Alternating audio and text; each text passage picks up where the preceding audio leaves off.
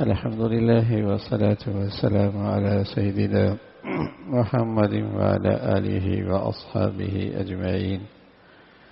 أما بعد، فأعوذ بالله من الشيطان الرجيم. بسم الله الرحمن الرحيم. ووصى بها إبراهيم بنيه ويعقوب يا بني إن الله اصطفى لكم الدين فلا تموتن إلا وأنتم مسلمون. ووصى بها إبراهيم بنيه ويعقوب يا بني إن الله اصطفى لكم الدين فلا تموتن إلا وأنتم مسلمون. صدق الله العظيم. اللهم صل على سيدنا محمد وعلى آل سيدنا محمد وبارك وسلم. اللهم صل على سيدنا محمد النبي الأمي وعلى آله وأصحابه وسلم. اللهم صل على سيدنا محمد النبي الأمي وعلى آله وأصحابه وسلم. میرے معزز مسلمان بزرگوں، عزیز بھائیوں اور امت مسلمہ کے مقدس ماں اور بہنوں، ساری کائنات میں اللہ تعالیٰ کے ہاں سب سے بزرگ ہستیاں حضرات انبیاء علیہ الصلاۃ والسلام ہوا کرتی، جو اپنے اپنے زمانے میں سب سے زیادہ علم بھی رکھتے ہیں اور سب سے زیادہ عقل کی روشنی بھی رکھتے ہیں اور سب سے زیادہ دور اندیش بھی ہوتے ہیں، روشن خیال بھی ہوتے ہیں اور سب سے زیادہ انہیں انسانیت کی خیر خواہی کا جذبہ بھی ملا ہوتا ہے، اور وہ اپنی اولاد کے سب سے زیادہ بہتر فیصلے کرنے والے ہوتے ہیں۔ پوری کائنات میں اللہ تعالیٰ کی مخلوقات میں سب سے زیادہ جو بزرگ شخصیات ہوتی ہیں اور بزرگ ہستیاں ہوتی ہیں وہ حضرات انبیاء علیہ الصلاۃ والسلام۔ ان کی دانش، ان کی عقل بھی سب سے زیادہ ہوتی ہے، اپنے اپنے وقت میں ان کا علم بھی سب سے زیادہ ہوتا ہے۔ اللہ تعالیٰ ایسی بزرگ ہستیوں کا تذکرہ فرماتے ہیں کہ یہ اپنی اولاد کے لیے کیسا سوچا کرتے تھے۔ قرآن مجید ہدایت کی کتاب ہے، اس میں یہ تذکرے انسانیت کے لیے ہدایت ہے کہ تمہیں اپنی اولاد کے لیے کیا فکر کرنی چاہیے اور کیسی فکر کرنی چاہیے، اور تمہارے ہاں اپنے اولاد کے لیے ترجیحات کیا ہونی چاہیے۔ قرآن ہدایت کی کتاب ہے اور ان ہستیوں کا تذکرہ قرآن میں ہے، ان کی زندگیاں، ان کے تذکرے، یہ ہدایت ہے، نصائح ہیں، ان میں رہنمائی ہے، ان میں پیغام ہے کہ یہ اپنی اولاد کے لیے کیسا سوچا کرتے تھے اور کیا سوچتے تھے، اور یہ اپنی اولاد کے لیے کیا ترجیحات رکھا کرتے تھے، ان کی ترجیحات کیا تھی۔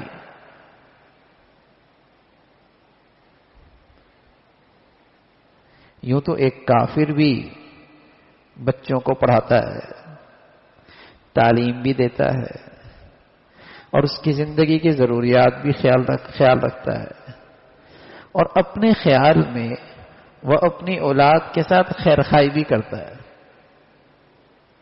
وہ اپنے خیال میں اپنی اولاد کا اچھا بھی سوچتا ہے۔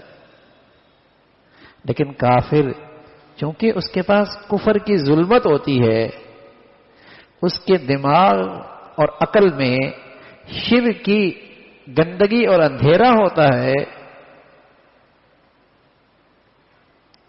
اس لیے وہ اپنی اولاد کے لیے صحیح فیصلے کرنے سے محروم رہتا ہے۔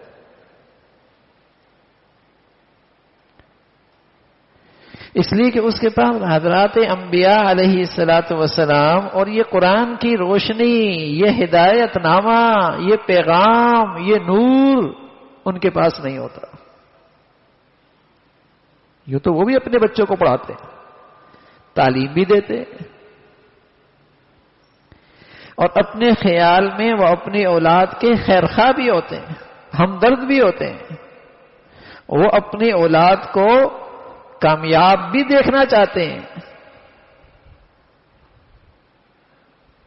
لیکن قرآن مجید بتا رہے وہ بیچارے اندھے ہیں، اندھے. ان کی عقل میں روشنی نہیں ہے، ان کی دانش میں سمجھ نہیں ہے. وہ جو اپنی اولاد کے لیے فیصلے کر رہے ہوتے ہیں خیرخواہی کے ساتھ، لیکن زیادتی اور ظلم کر رہے ہوتے ہیں اپنے بچوں کو. غلط فیصلے کر رہے ہوتے ہیں، ان کی ترجیحات غلط ہوتی ہیں، ان کے مقاصد غلط ہوتے ہیں. حضرات انبیاء علیہ الصلوۃ والسلام وہ اپنی اولاد کے لیے کیا ترجیحات رکھتے ہیں؟ وَوَصَّى بِهَا ابراہیم سبحان اللہ بنیہ ویعقوب. حضرت ابراہیم علیہ الصلوۃ والسلام، حضرت یعقوب علیہ الصلوۃ والسلام وہ اپنے بچوں کے بارے میں کیا سوچتے ہیں؟ کہتے ہیں یا بنیہ،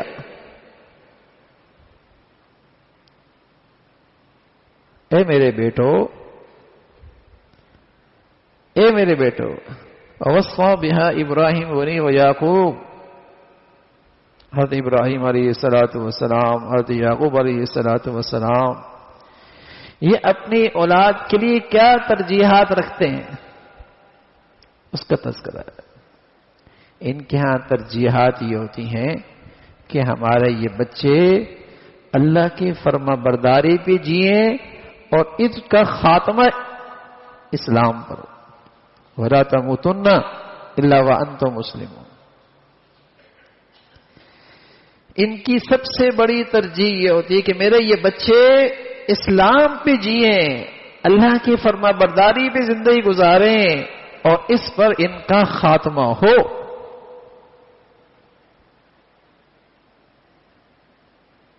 یہ ترجیحات ہوتی ہیں. پہلی ترجیح یہ، آپ اسے یوں بھی کہہ سکتے ہیں، یوں بھی کہہ سکتے ہیں کہ وہ اپنی اولاد کے لیے یہ ترجیح رکھتے تھے کہ ہمارے ان بچوں کی نہ ختم ہونے والی زندگی کامیاب ہو جائے. کیونکہ وہاں تو صرف اسلام کی کرنسی کام آئے گی نا، وہاں تو صرف اللہ کی فرما برداری کا سکہ چلے گا نا، وہاں تو جو اللہ کے حکموں پہ چلا وہی کامیاب ہوگا نا. تو وہ اپنی اولاد کے لیے پہلی ترجیح یہ رکھتے تھے کہ ہمارے بچوں کی نہ ختم ہونے والی زندگی کامیاب ہو جائے.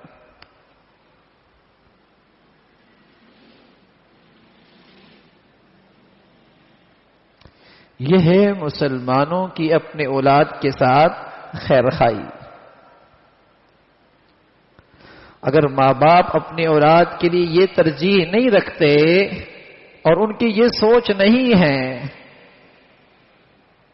ان کی یہ سوچ نہیں ہے، یہ فکر نہیں ہے، یہ ترجیحات نہیں ہیں، تو اس مسلمان ماں باپ کی سوچ اپنی اولاد کے لیے مسلمانی والی سوچ نہیں ہے، کافرانہ سوچ ہے، کافرانہ سوچ ہے، غیر مسلموں والا طرز عمل ہے،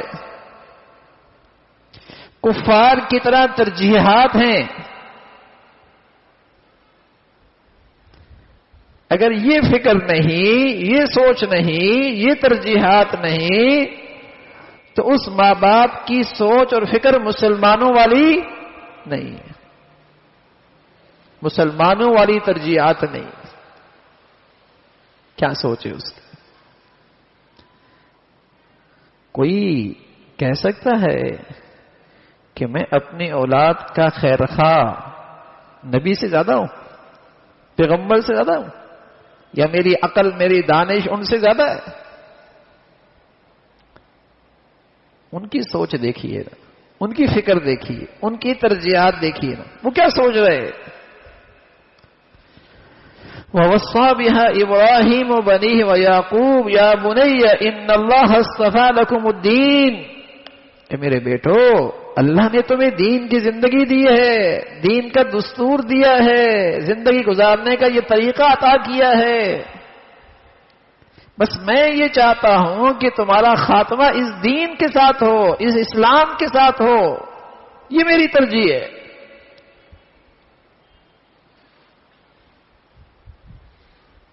یہ فکر ہے، یہ سوچ ہے۔ اور جس خوش نصیب مسلمان کو اپنی اولاد کے لیے یہ فکر نصیب ہو جائے، اللہ کا شکر ادا کرے کہ اسے اللہ رب العزت نے پیغمبروں کی سمجھ کا نور نصیب فرمایا، پیغمبروں کے علم کا نور نصیب فرمایا، پیغمبروں کے عقل و دانش کا جو نور ہے اس کا حصہ نصیب فرمایا۔ خوش نصیب ہے وہ کہ اس کی بھی ترجیح یہ ہے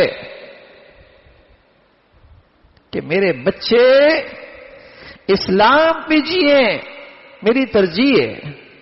ایک تو یہ نا کہ ٹھیک ہے مسلمان بھی رہے، لیکن ترجیح کیا ہے؟ پیسہ، دولت، اسٹیٹس، وہوا، عہدہ، منصب۔ ہاں اس کے ساتھ اسلام بھی ہو تو اچھی بات ہے، لیکن جہاں دونوں کا ٹکراؤ ہے وہاں اسلام ایک طرف اور یہ دنیاوی تقاضے پہلے۔ یہ مسلمانوں کی سوچ کبھی نہیں رہی، یہ مسلمانوں کی سوچ نہیں۔ مسلمانوں کی سوچ تو یہ رہی ہے کہ اس دین کے خاطر اگر اپنے سارے معاشی مفادات قربان بھی کرنے لگیں تو بیٹے قربان کر دینا، اسلام کی زندگی نہ چھوڑنا۔ اپنے تمام دنیاوی معاشی مفادات سے دستبردار ہونا پڑے تو دستبردار ہو جانا، لیکن تیری اسلامی زندگی میں آنچ نہ آئے، اس لیے کہ تیرا جینا ہی اسلام کے لیے ہے۔ میری تو سب سے بڑی فکر ہی یہی ہے کہ تیرا خاتمہ اسلام پہ ہو۔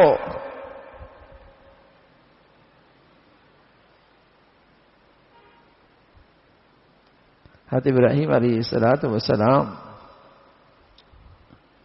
اللہ تعالیٰ سے دعا کرتے ہیں اپنی اولاد کے لیے، ربنا انی اسکنت من ذریتی بواد غیر ذی زرع عند بیتک المحرم ربنا لیقیموا الصلاة فاجعل افئدة من الناس تهوی الیہم وارزقهم من الثمرات لعلهم یشکرون۔ اے اللہ، میں اپنے ان بال بچوں کو تیرے گھر کے پاس چھوڑ کے جا رہا ہوں، اور بظاہر یہاں زندگی کا کوئی نقشہ نہیں ہے، نہ انسان کی ذات، نہ زندگی کی کوئی سامان، نہ کوئی معاشی شکلیں، کچھ بھی نہیں ہے، تیرے بھروسے پہ چھوڑ کے جا رہا ہوں۔ لیکن میری چاہت یہ ہے کہ ربنا لیقیموا الصلاۃ، یہ تیرے فرما بردار ہو، یہ تیری بندگی کرنے والے ہوں، یہ تیری بندگی کرنے والے ہوں۔ اگلی بات کی، اے اللہ معاش بھی ان کی ضرورت ہے، آپ اپنی قدرت سے اس کا بھی انتظام فرما دیں۔ پہلی ترجیح تیری فرما برداری، معاش کی ضرورت بھی پوری کر دے، اللہ اس معاش سے بھی یہ تیرا شکر کرنے والے ہوں۔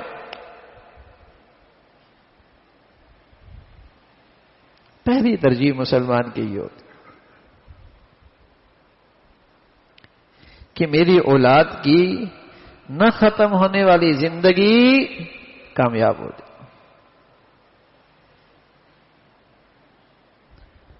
یہ چیز ہمارے سوچنے کی ہے کہ مسلمانوں کے ہاں جو گھر کی زندگی ہوتی ہے وہ پہلی درسگاہ ہوتی ہے،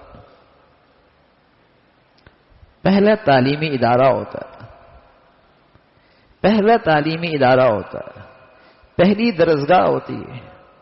ماں باپ اس درسگاہ کے استاد ہوا کرتے ہیں. گھر پہلی درسگاہ، پہلا تعلیمی ادارہ، ماں باپ اس کے پہلے اساتذہ. چھوٹے بچوں کو جب نصاب دیا جاتا ہے تو اس میں تصاویر ہوتی ہیں، کیونکہ تصاویر سے بات ذہن میں جلدی بیٹھتی ہے. بچوں کو بچپن میں چیزیں سمجھائی جاتی ہیں، لیکن کس سے؟ تصاویر سے. ان کی جو کتابیں ہوتی ہیں اس میں بھی تصاویر زیادہ ہوتی ہیں کہ بچوں کے ذہن میں بات تصاویر سے جلدی بیٹھ جاتی ہے. کاغذ پہ، کتاب میں، بس اوقات بلیک بورڈ پہ تصاویر کے ذریعے بچوں کو پڑھایا جاتا ہے. تو گھر کی اس پہلی درسگاہ میں ماں باپ کی شکل میں جو زندگی کی تصویر ہے نا، اس سے بچے بہت کچھ سیکھ رہے ہوتے ہیں.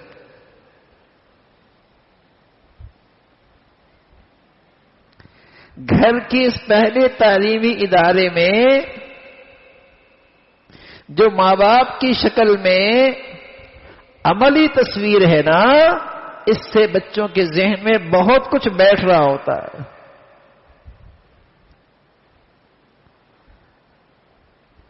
بچہ اپنی مادری زبان میں بات کر رہا ہے. اب یہ مادری زبان اس نے کون سے اسکول میں جا کے پڑھی، کہاں ٹیوشن لیا، کون سے سینٹر میں گیا یہ زبان سیکھنے کے لیے؟ سب جانتے ہیں اسے یہ پہلی درسگاہ میں سکھائی گئی. گھر پہلا تعلیمی ادارہ، وہاں سے اس نے سیکھی ہے. اور اتنی جلدی سیکھ گیا؟ ہاں بھائی، اس لیے سیکھ گیا کہ تصاویر سے آدمی جلدی سیکھتا ہے، جلدی نقالی کرتا ہے، اس جیسا کرنے کی جلدی کوشش کرتا ہے. تو بھائی اس درسگاہ میں بچے صرف زبان نہیں سیکھتے، اس کے ذہنوں میں اس درسگاہ سے اور بھی بہت کچھ آتا ہے.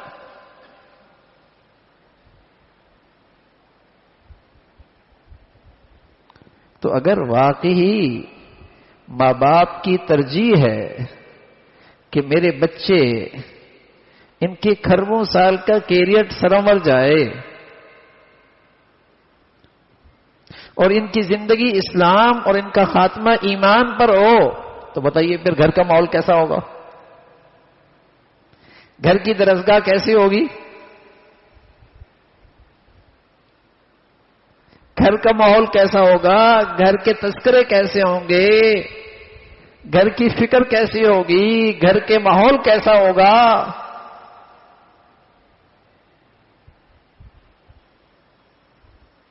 تو پھر تو مسلمانوں کے گھر ایسے ہوتے ہیں بھائی جیسے اللہ کے گھر مسجدیں ہوا کرتے. پھر تو مسلمانوں کے گھر ایسے ہوتے ہیں. پھر تو مسلمانوں کے گھروں کی زندگی ایسی ہوتی جیسے اللہ کے گھروں میں گناہ کرنا مشکل ہوتا ہے. کوئی کر بھی لے تو چھپ کے، جیسے اللہ کے گھر میں نیکی کرنا آسان ہو جاتی ہے ماحول جو ہوتا ہے، ایسی مسلمانوں کے گھروں میں گناہ کرنا مشکل ہو جاتا ہے، نیکی کرنا آسان، اس لیے کہ نیکی کا ماحول جو ہے،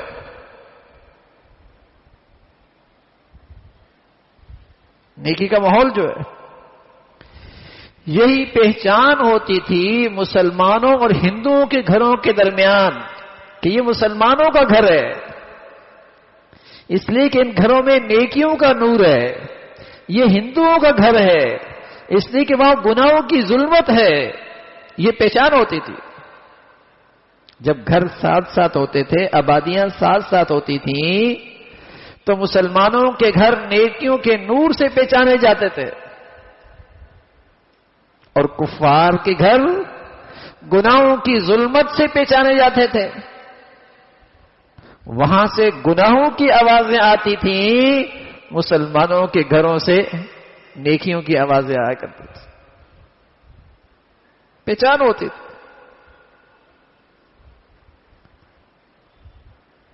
مسلمانوں کی خوشیوں کا رنگ اور ہوتا تھا، کفار کی خوشیوں کا رنگ اور ہوتا تھا. مسلمانوں کی محافل مجالس اس کا رنگ اور ہوتا تھا، کفار کی مجلسیں محفلیں اور رنگ کی ہوتی تھیں. اس لیے کہ دونوں کی ترجیحات بہت فرق تھا. لیکن اب یہ سب خلط ملط ہو گیا. خلط ملط اس لیے ہوا میرے عزیزو، مسلمانوں کے ماں باپ مسلمانوں کی اولاد کے لیے وہ ترجیحات رہی نہیں جو مسلمانوں کی ہوا کرتی تھی، جو پیغمبروں کی ہوا کرتی تھی، جو اللہ کی بزرگ ہستیوں کی ہوا کرتی تھی.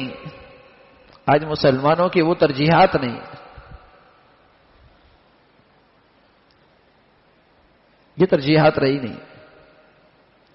یا بنیا اقم الصلاۃ، اے میرے پیارے بیٹے، یہ اللہ کے ایک بزرگ ہستی کہہ رہی ہے اپنے بچے سے، اے میرے پیارے بیٹے، یا بنیا، اے میرے پیارے بیٹے. یہ قرآن ہے. قرآن اس بزرگ ہستی کا تذکرہ اللہ نے قرآن میں کیا ہے، بلکہ اس بزرگ کی ہستی کا نام، اس نام سے قرآن کی سورت اتاری.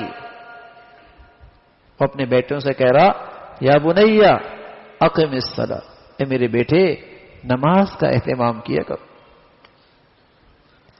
نماز قائم کیا کرو، پڑھو نہیں، قائم کیا کرو. پڑھنے میں اور قائم کرنے میں فرق ہے. پڑھ لی، وقت ملا نہ ملا، اہتمام ہوا نہیں ہوا. اور سبحان اللہ، نماز کا قائم کرنا یہ ہے کہ وہ ماحول ایسا بن جائے کہ اس ماحول میں نماز چھوڑنا مشکل ہو جائے. اس ماحول میں نماز چھوڑنا مشکل ہو جائے.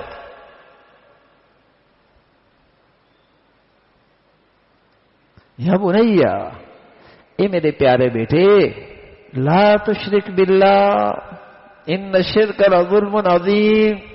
بیٹے شرک نہ کرنا، بہت بڑا ظلم، بہت بڑی ناانصافی. شرک نہ کرنا.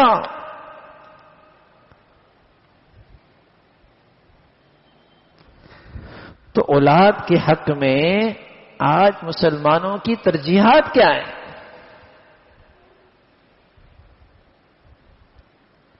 پہلے گھر کی درسگاہیں اجڑتی ہیں. پہلے گھر کی درسگاہیں اجڑتی ہیں. وہاں کے جو اساتذہ ہوتے ہیں، ماں باپ، ان کی ترجیحات غلط ہوتی ہیں. پھر سوسائٹی اور معاشرے کے جو تعلیمی ادارے ہوتے ہیں وہ پھر اجڑتے ہیں. پھر وہاں گندگیاں فروغ پاتی ہیں. پھر ان تعلیمی اداروں کے نام سے گندگی اور بے حیائی پھیلتی ہے. لیکن پہلے گھر کی درسگاہ خراب ہوئی، ماں باپ کی ترجیحات غلط ہوئیں، جس کا نتیجہ یہ ہے کہ آج بچے تعلیمی اداروں میں محفوظ نہیں. نشے سے، بدکاری سے، فحاشی سے، دین بیزاری سے، دہریت سے، لادینی سے آج میرے بچے بچیاں محفوظ نہیں. لیکن یہ نوبت پہلے دن نہیں آتی، سب سے پہلے گھر کی درسگاہ خراب ہوتی ہے، گھر کی ترجیحات غلط ہو جاتی ہیں، تب یہ بے دین ادارے آباد ہو جاتے ہیں، انہیں مسلمانوں کی اولادیں مل جاتی ہیں، مسلمانوں کے نوجوان انہیں مل جاتے ہیں۔ جب مسلمانوں کی ترجیحات غلط ہو جائیں، ماں باپ کی اب ترجیح ہی نہیں ہے کہ میرا بچہ اسلامی زندگی گزارے۔ یوں تو ایک کافر بھی اپنے بچوں کو تعلیم دیتا ہے بھائی، وہ بھی اپنے بچے کے لیے اچھا سوچتا ہے، وہ بھی اپنے بچے کو کامیاب دیکھنا چاہتا ہے، لیکن اس میں کفر کی ظلمت ہوتی ہے۔ وہ کامیاب دیکھنا چاہتا ہے 60-70 سال تک، 80-90 سال تک، اس سے آگے اس کی آنکھیں اندھی ہیں، اس سے آگے اس کا دل اندھا ہے، اس سے آگے کا اس کے پاس نور اور روشنی نہیں ہے۔ تو سمجھ میں آتا ہے کہ کافر اپنے بچوں کو 60-70 سال میں کامیاب دیکھنا چاہتا ہے، لیکن مسلمان کو کیا ہوا؟ مسلمان کو آج کیا ہوا؟ یہ اپنے بچوں کو اس بے دینی کا ایندھن کیوں بنا رہا؟ یہ اپنے بچیوں کے ایمان اور شرم و حیا کیوں خطرے میں ڈال رہا؟ اسے کیا ہو گیا؟ یہ بے سوچے سمجھے اس بے دینی کی فضا میں اپنے بچوں کو پھینک رہا، اس کی ترجیحات غلط ہو گئی۔ اس دنیا میں اس کی نقد سزا ملتی ہے، نقد سزا۔ جب اس کے بچے اللہ کے فرما بردار نہیں ہوتے اور نفس اور خواہشات کے پرستار ہوتے ہیں اور نفس اور خواہشات کی زندگی گزارتے ہیں، اللہ تعالیٰ کے فرما بردار نہیں ہوتے، اس دنیا میں سزا ملتی ہے۔ یہ اولادیں جب اپنے ماں باپ کو دیکھتی ہیں کہ وہ اس کی خواہشات کے راستے میں رکاوٹ ہیں، تو یہ اپنے ماں باپ کی بھی دشمن بن جاتے، یہ اپنے ماں باپ پر ظلم ڈھانے میں بھی تردد نہیں کرتے۔ وہ تو اللہ کا فرما بردار ہوگا تو ماں باپ کا فرما بردار ہوگا، لیکن جب وہ نفس پرست ہے، خواہشات کی زندگی گزارنا چاہتا ہے، اس کا عادی بن چکا ہے، اب اس میں اس کا ابا رکاوٹ بنے، اس کی اماں رکاوٹ بنے، وہ بھی اس کی نظروں سے گر جائیں گے، وہ بھی اس کی نظروں سے گر جائیں گے، وہ بھی اس کے نظروں میں حقیر، اور یہ ظالم ان پر بھی ظلم ڈھانے میں ذرا بھی کوتاہی نہیں کرے گا، تردد نہیں کرے گا، ظالم بنے گا ان پر بھی۔ اس دنیا میں سزا ملتی ہے۔ قصور ہوا نا کہ جو میرے گھر کی درسگاہ تھی اس کا تعلیمی نصاب تعلیم بھی ٹھیک نہیں تھا، نظام تعلیم بھی ٹھیک نہیں تھا۔ نصاب تعلیم کیا تھا؟ اور وہ نصاب جبری تھا، جبری، اختیاری نہیں تھا، جبری تھا کہ سب سے پہلے لا الہ الا اللہ محمد رسول اللہ یہ اس کی زبان سے کہلواؤ، سب سے پہلے انہیں اللہ کی معرفت سکھاؤ، سب سے پہلے انہیں اللہ کے حبیب صلی اللہ علیہ وسلم کی عظمت ان کے دلوں میں بیٹھاؤ۔ یہ نصاب تعلیم تھا۔ نظام تعلیم اس گھر کا یہ ہے کہ اس گھر میں اللہ کی نافرمانی مشکل ہو جائے، اس گھر میں اللہ کی فرما برداری آسان ہو جائے، نظام بھی ایسا ہو گھر کا۔ اس گھر کے نظام میں اللہ کی نافرمانی کی کوئی گنجائش نہیں.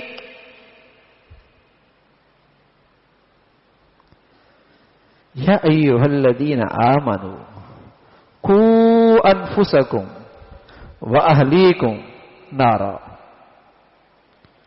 تم کیا واقعی اپنے اولاد سے خیر خواہی رکھتے ہو اور تمہارا بچہ آگ کی طرف جا رہا ہو تو بتائیے تم کیا پلنگ پہ لیٹے رہو گے؟ دسترخوان پہ کھانا کھاتے رہو گے؟ دوستوں میں باتیں کرتے رہو گے؟ نہ. اگر تم واقعی اپنے اولاد سے محبت اور پیار کرتے ہو اور تمہیں پتہ لگ جائے کہ تمہاری اولاد آگ کی طرف جا رہی ہے، تمہاری نیندیں اڑ جائیں گی، تمہاری بھوک ختم ہو جائے گی، دوستوں میں بیٹھے سکون سے باتیں کرنے والوں کا سکون ختم ہو جائے گا. جب تک کہ اپنے بچے اور بچیوں کو اس خطرے سے محفوظ نہ کر لو چین نہیں آئے گا. ایسے ہی ہو. اب اللہ میاں کہہ رہے ایمان والو قوا انفسکم واہلیکم نارا، تم اپنے گھر والوں کو، اپنے بچوں کو، اپنے آپ کو آگ سے بچاؤ. اب بتائیے دنیا میں کون سا ایسا دور مسلمانوں پہ گزرا ہے کہ مسلمانوں کے بچے آگ کی طرف جا رہے ہوں اور مسلمان اس میں بچانے میں سستی کر رہے ہوں، یا مسلمانوں نے غفلت اختیار کی ہو، یا مسلمانوں نے لاپرواہی کی ہو؟ کبھی ایسا نہیں ہو. پھر یہ کیوں کہا قرآن نے؟ قرآن نے اس لیے کہا کہ تم ان اسباب سے، جو اسباب انہیں آگ کی طرف لے جانے والے ہیں، ان سے اپنے بچے بچیوں کو بچاؤ.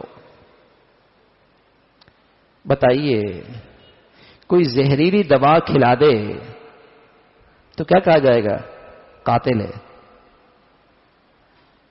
زہریلی دوا کھلانے والا کیا کہیں گے اسے؟ قاتل ہے.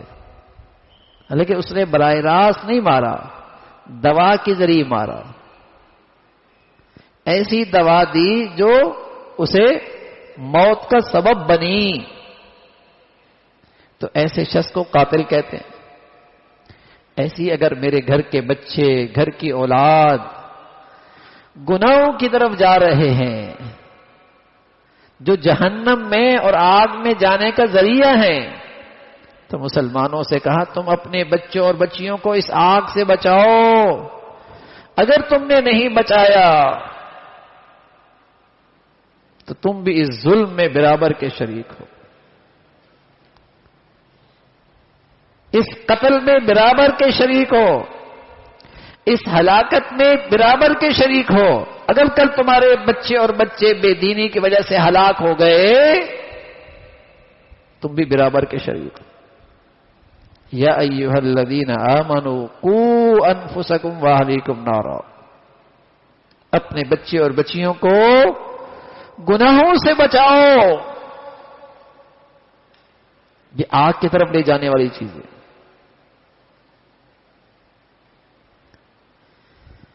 یہ اولاد کے ساتھ خیر خواہی نہیں بھائی، ظلم ہے، زیادتی اور ناانصافی ہے. تو سب سے پہلے گھر کی شکل میں جو تعلیمی ادارہ ہے اس کا نظام خراب ہو گیا. یہ تربیت گاہ اجڑ گئی، یہاں توجہات ختم ہو گئیں، یہاں ترجیحات بدل گئی. ترجیحات ہی نہیں ہے. ٹھیک ہے آپ اپنے بچوں کے اچھا کھانا، اچھا پہننا، ان کی ضروریات کا خیال رکھتے ہیں، ضرور کیجئے، لیکن ان سب سے بڑھ کر ان کی ضرورت تو یہ ہے کہ انہیں اللہ کے دین کی کتنی غذا مل رہی ہے، انہیں اللہ کے دین کی کتنی غذا مل رہی ہے، یہ فکر کتنی ہے. باقی کھانا کھلانا، لباس پہنانا، زندگی کی ضروریات پوری کرنا، یہ تو کہ ہندو بھی کر لیتا ہے، یہ تو ایک سکھ بھی کر لیتا ہے، یہ کہ عیسائی اور یہودی بھی کر لیتا ہے. اس میں مسلمان سے کون حد کمال ہے؟ اس میں مسلمانوں کی کون سی شان ہے؟ مسلمانوں کی شان تو یہ تھی کہ وہ اپنی اولاد کا بہت دور کا سوچا کرتا تھا، بڑا دور اندیش ہوا کرتا تھا، مسلمان بڑا روشن خیال ہوا کرتا تھا، اس زندگی کو سامنے رکھ کر اس کی ترجیحات اور اس کے فیصلے ہوا کرتے تھے۔ کس بنیاد پر یہ رشتے کرتا ہے اپنے بچیوں کے؟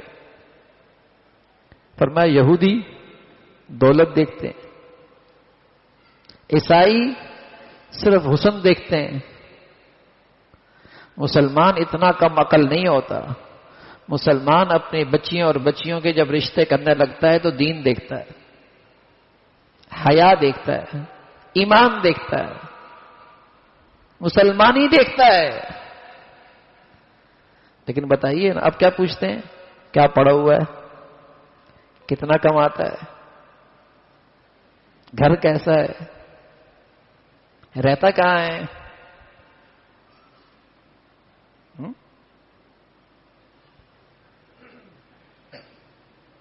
یہ نہیں دیکھتا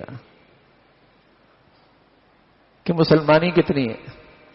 پھر کہتے ہیں ہم مسلمان ہیں، سارے طور طریقے ساری ترجیحات تو ہیں غیر مسلموں والی، اور پھر کہتے ہیں مدد ہے اللہ کی مسلمانوں کی۔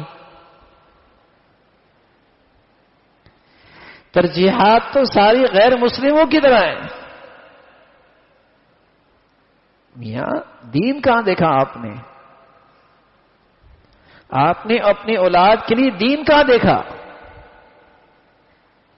آپ کی پہلی ترجیح اللہ کا دین ہے، وہ تو آپ کے فیصلوں میں نظر آئے گا نا، وہ تو آپ کے طرز عمل میں نظر آئے گا، وہ تو آپ کے گھر میں نظر آئے گا۔ آپ کس چیز کو ترجیح دے رہے؟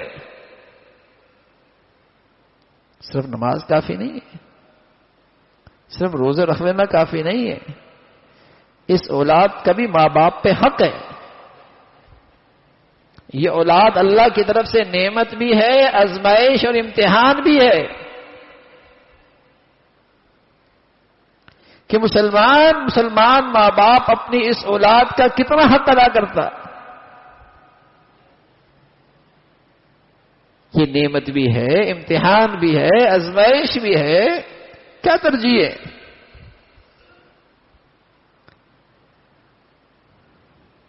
رسول اللہ صلی اللہ علیہ وسلم فرمایا کرتے تھے کہ آدمی ابن آدم کا بیٹا دنیا سے چلا جاتا ہے، لیکن سبحان اللہ اولاد اچھی چھوڑ کے گیا، اولاد اچھی چھوڑ کے گیا تو اس کی نیکیوں کا توشہ اسے ملتا رہے گا، اسے صدقہ جاریہ یہ ملتا رہے گا، اس کا یہ نیکیوں کا سلسلہ جاری رہے گا۔ اولاد،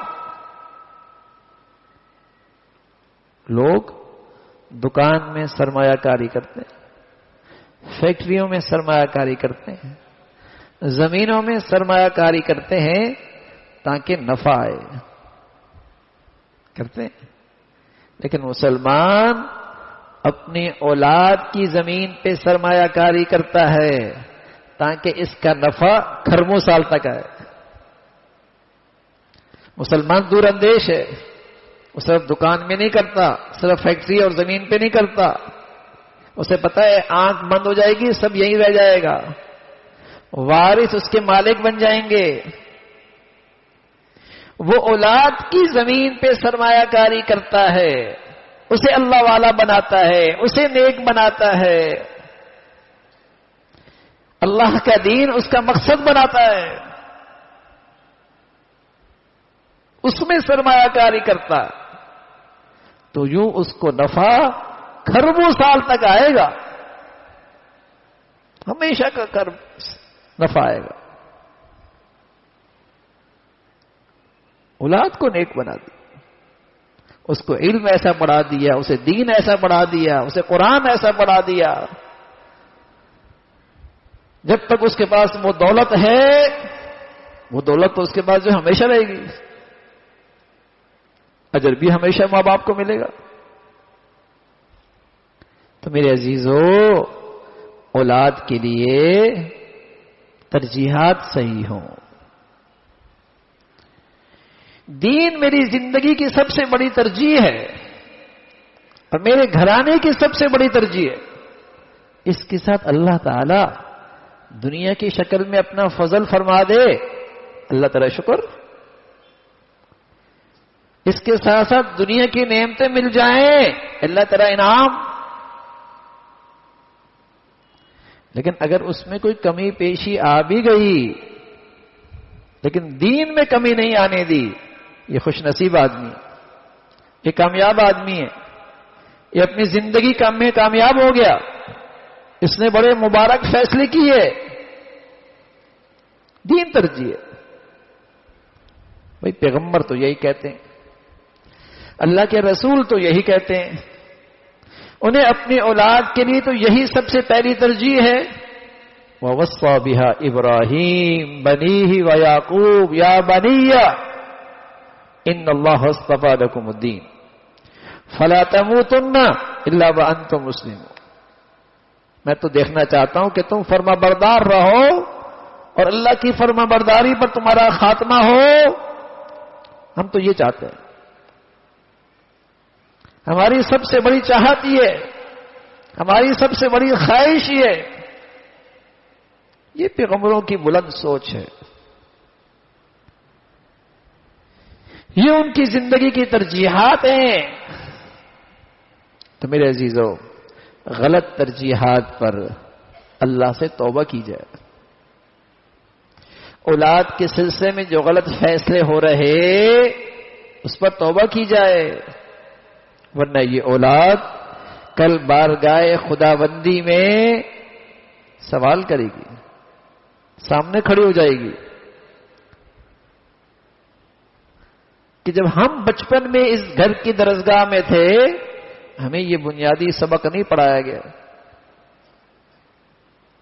ہم جب بچپن میں اس تعلیمی ادارے میں تھے ہماری صحیح رہنمائی نہیں ہوئی، باز پرس ہوگی. یہ سوال ہوگا. یہ فریضہ ہے، یہ فرض ہے. اولاد کی نیکی کی تربیت، اولاد کی نیکی پہ تعلیم، اولاد کی دین کی تربیت، یہ فرض ہے.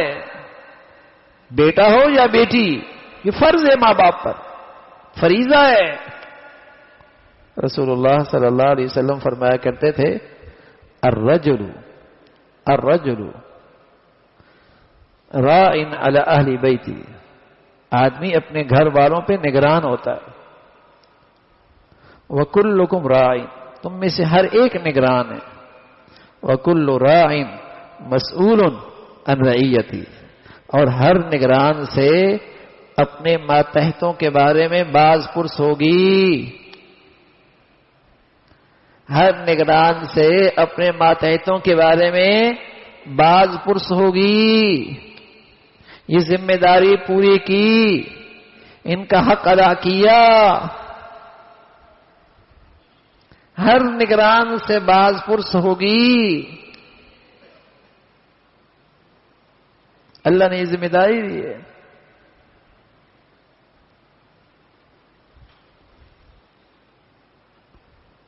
تو میرے عزیزو، گھر کا ماحول، گھر کی زندگی، اولاد، بڑوں کو اللہ نے اس کا ذمہ دار بنایا ہے، اس کا ذمہ دار بنایا ہے. اور یہ تب پہلی درسگاہ تعمیری ہوتی ہے، تعمیری ہوتی ہے، تربیتی ہوتی ہے. اس سے معاشرے کی نیکی پہ بنیاد پڑتی ہے. گھر پورے سوسائٹی کی پہلی اکائی ہے. پورے معاشرے کی جو عمارت ہے اس کی پہلی اینٹ ہے. اگر یہی خراب ہو جائے پھر معاشرہ کیسے ٹھیک ہوگا؟ پھر سوسائٹی کیسے ٹھیک ہوگی؟ اور یہ ہر ماں باپ کی ذمہ داری ہے. اللہ تعالیٰ بھائی ہمیں دین کی صحیح سمجھ نصیب فرمائے اور زندگی کی صحیح ترجیحات کی سمجھ نصیب فرمائے. آخر دعوانا الحمدللہ رب العالمین.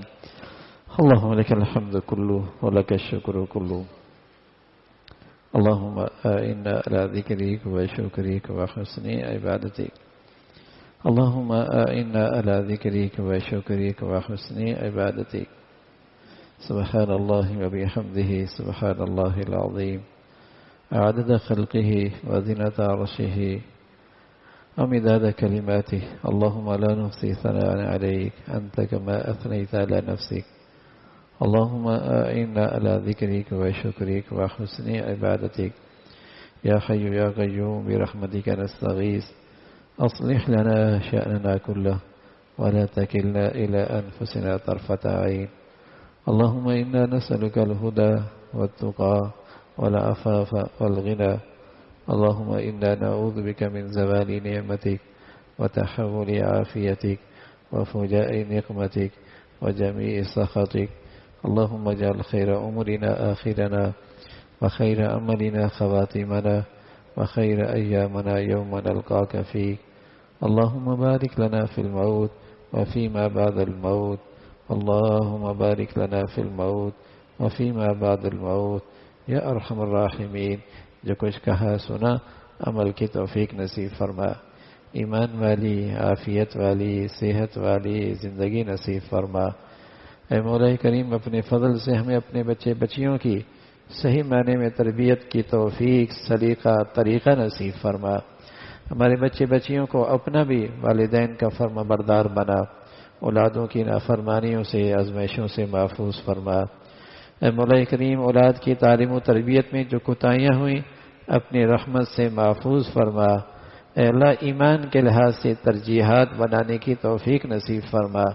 یا ارحم الراحمین ہمارے بچے بچیوں کو نیکوں سے محبت نصیب فرما.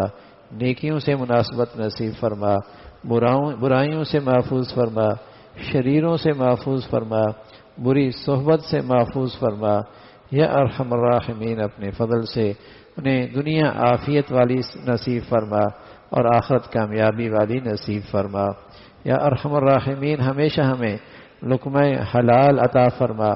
اپنے بچے بچیوں کو ہمیشہ حلال کھلانے کی توفیق نصیب فرما. ہمیں حرام سے محفوظ فرما. حرام ذرائع سے اور حرام آمدنی سے محفوظ فرما. اے مولا کریم جو نعمت مال کی شکل میں تیری عطا کردہ نعمت ہے اس کو صحیح معنی میں اور صحیح راہوں پہ اور صحیح طریقے سے خرچ کرنے کی توفیق نصیب فرما. اسراف سے محفوظ فرما. اے مولا کریم رسم و رواج سے محفوظ فرما. نام و نمود سے محفوظ فرما. یا ارحم الراحمین اپنے فضل سے اپنے کرم سے ہمیشہ نعمتوں بھری زندگی نصیب فرما. نعمتوں میں شکر گزاری عطا فرما. اپنی فرما برداری عطا فرما. نعمتیں دینے کے بعد مولا چھن جانے سے محفوظ فرما. عافیت کے بعد پریشانیوں سے محفوظ فرما. صحت کے بعد موذی امراض سے محفوظ فرما. اے مولا کریم تمام بیماروں کو صحت کاملہ شفاء عاجلہ نصیب فرما. ہمارے پیارے جو دنیا سے جا چکے ان کی آخرت کی منزلیں آسان فرما. ان کی کامل بخشش فرما. ہمیں بھی اس گھڑی سے پہلے پہلے سچی توبہ کی توفیق نصیب فرما. اے مولا کریم ہمارے دلوں کی سختی کو دور فرما. سچی ندامت نصیب فرما. اپنے فضل سے مولا کریم تقوی پہ استقامت عطا فرما. اپنے فضل سے اپنے کرم سے مولا کریم پوری امت اسلامیہ پہ رحم فرما. اہل اسلام کو نیک صالح قیادت نصیب فرما. اے مولا کریم دنیا بھر کے مظلوم مسلمانوں کی مدد اور نصرت فرما. غزہ اور فلسطین کے بھائیوں کی اے مولا مدد اور نصرت کی شکلیں پیدا فرما. قبلہ اول کی حفاظت میں جو ان کی قربانیاں شہادتیں اے مولا اپنے شایان شان انہیں بلند قرب کا درجہ نصیب فرما. اپنے قرب کا اعلیٰ درجہ عطا فرما. اے مولا کریم ان کی مدد اور نصرت کی نئی نئی شکلیں پیدا فرما. ان کے دلوں میں سکینہ نازل فرما. اے مولا کریم ان کے قربانیوں کے بدولت ہمیں ایمانی حرارت نصیب فرما. مسلمانوں میں اسلامی وحدت عطا فرما. مسلمانوں میں دینی بیداری پیدا فرما. اے مولا کریم جو مسلمانوں میں رنگ نسل وطن علاقے اور ملک اور وطن اور فرقہ پرستی کی وجہ سے نفرتوں کا بیج بو رہے اور مسلمانوں میں بے حیائی اور بے دینی کو فروغ دے رہے اہل اسلام کو ان کو شر سے محفوظ فرما، اے مولا کریم مسلمانوں کو ان کے فتنوں سے محفوظ فرما، یا ارحم الراحمین مسلمانوں میں اسلامی اخوت کو زندہ فرما، اسلامی بھائی چارہ عام فرما، نفرتوں کی شکلوں سے مسلمانوں کو محفوظ فرما، یا ارحم الراحمین ہمارے ملک کو سلامتی عطا فرما، یا نیکی کی اور خیر کی اور تعمیر کی قوتوں کو غلبہ نصیب فرما، یا ایمان ہدایت کی فضاؤں کو عام فرما، مولا کریم دین کی خدمت کی جتنی شکلیں جو تیرے ہاں مقبول ہیں سبھی کی حفاظت فرما، کام کرنے والوں کی مدد و نصرت فرما، مساجد کی، مدارس کی، مکاتب کی، علماء کی حفاظت فرما، اپنے پیاروں کی عظمت محبت صحبت نصیب فرما۔ ربنا تقبل منا انك انت السميع العليم وتب علينا انك انت التواب الرحيم، وصلى الله على سيدنا محمد وعلى آله واصحابه اجمعين برحمتك يا رب۔